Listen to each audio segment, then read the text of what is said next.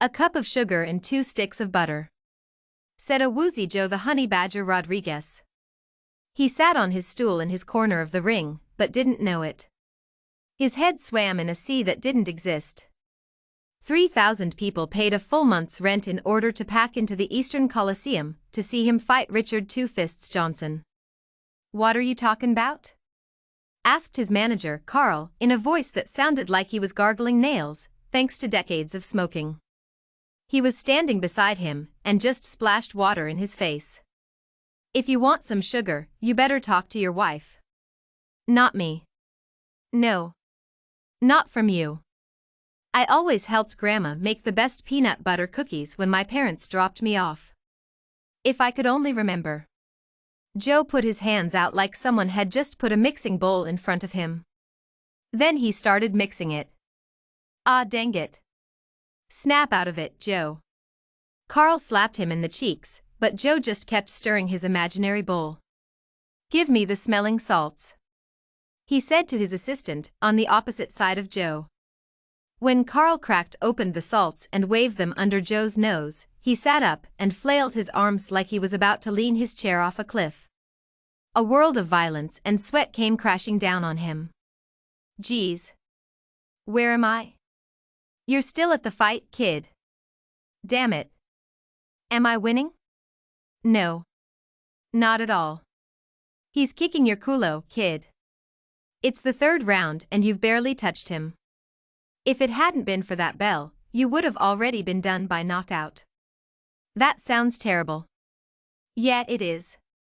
He's 12 years younger and a lot faster than you. You can't keep trying to match him, punch for punch.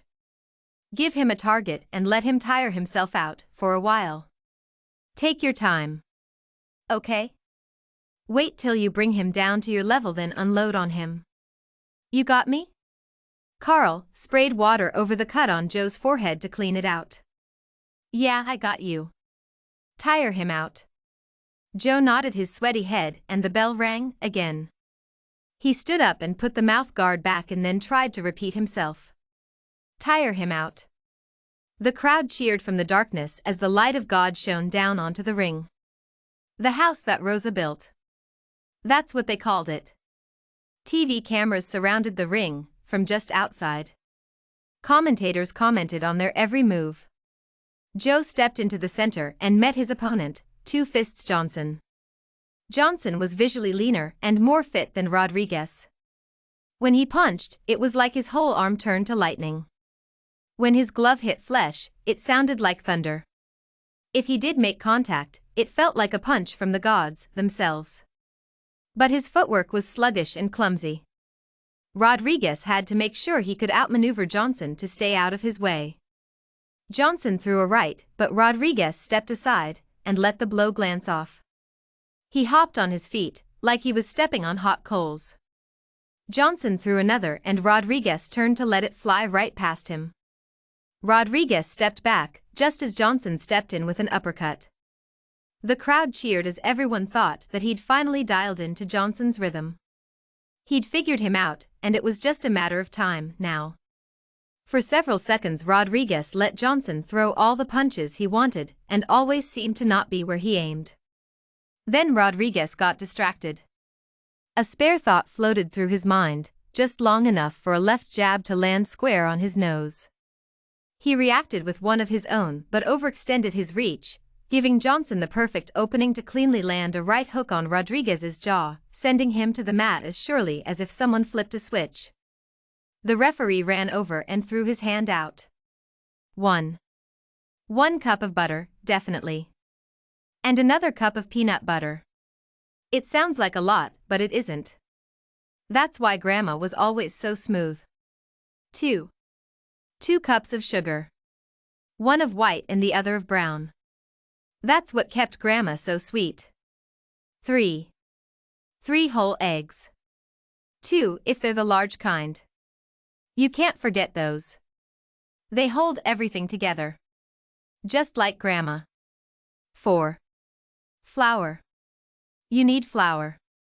You always need flour. It's the foundation of every cookie. If you leave it out, all you have is delicious mush.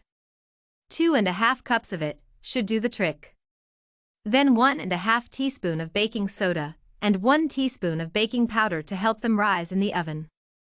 He loved to sit and watch them rise. 5. Rodriguez shook the sleep from his head and stood on his wobbly feet, holding onto a rope.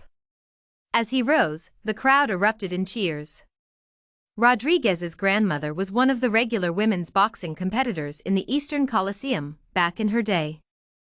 They said that the money she would bring in paid for its construction, earning it the name the house that Rosa built. Even though he couldn't see her, she knew she was there, cheering for him along with the crowd. Only it was her that Rodriguez heard the loudest. She may as well have been sitting in his corner, along with Carl. Letting her down was not an option that night. He had taken a beating from Johnston. Sweat poured from all over, falling on the mat. The cut on his forehead was dripping down into his eye. His legs shook like trees in a hurricane as they tried to keep him standing. His ears rang from the constant pounding. His joints creaked. His gums felt like he was chewing glass. His muscles howled in pain. His lungs fought for every breath and his heart screamed for him to show it mercy.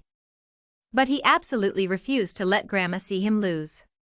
Johnston saw him stagger on his feet and sneered, dropping his guard. Rodriguez saw it and couldn't believe the indignity. A feeling of rage started in his gut and swelled inside him until it exploded. Then with everything he had, every ounce of strength, every bit of passion, and all of his determination, he charged full speed at Johnston while screaming like a madman. Johnston froze solid from the sight of it.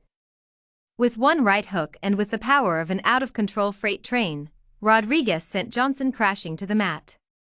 The crowd shot to their feet and shouted Rodriguez's name, wildly. He fell to his knees and hunched over with nothing left, waiting for consciousness to leave him, again.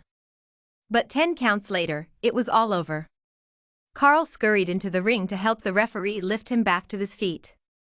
The referee raised his lifeless arm and proclaimed to thousands of spectators, and Grandma who was watching from somewhere, that Joe the Honey Badger Rodriguez had won the match.